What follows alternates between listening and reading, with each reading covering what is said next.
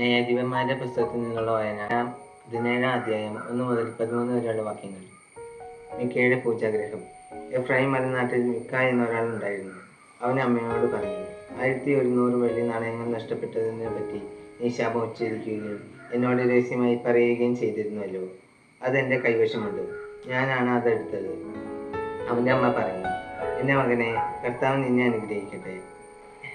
അവൾ പറഞ്ഞു, എൻ്റെ മകന് വേണ്ടി ഒരു കൊത്തു വിഗ്രഹവും ഒരു വാർപ്പ് വിഗ്രഹവും ഉണ്ടാക്കുവാൻ ഈ വെള്ളി ഞാൻ കർത്താവിന് മാറ്റിവെക്കുന്നു.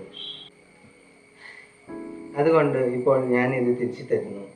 അവൻ പണം അമ്മയെ ഏൽപ്പിച്ചപ്പോൾ അവൾ അതിൽ നിന്ന് 200 വെള്ളി നാണയങ്ങൾ എടുത്തു തട്ടാനെ ഏൽപ്പിച്ചു. അവൻ അതുകൊണ്ട് ഒരു കൊത്തു വിഗ്രഹവും ഒരു വാർപ്പ് വിഗ്രഹവും നിർമ്മിച്ചു. അത് മിക്കായുടെ ഭവനത്തിൽ പ്രതിഷ്ഠിച്ചു. മിക്കായ്ക്ക് ഒരു പൂജാഗ്രഹം ഉണ്ടായിരുന്നു. അവൻ ഒരു എഫോദവും വിഗ്രഹങ്ങളും ഉണ്ടാക്കി തൻ്റെ പുത്രനെ പുരോഹിതനായി അവരോധിച്ചു. അന്ന് ഇസ്രായേൽ രാജവാഴ്ചയില്ലായിരുന്നു.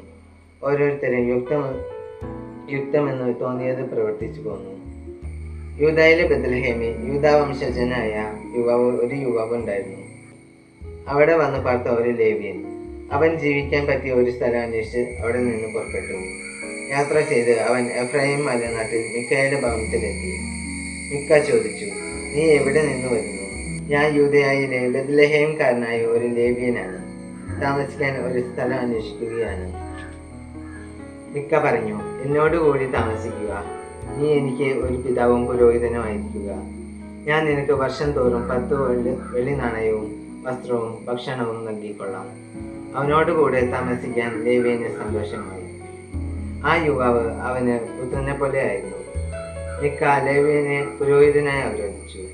അങ്ങനെ ആ യുവാവ് മിക്കായുടെ ഭവനത്തിൽ പുരോഹിതനായി താമസമാക്കി.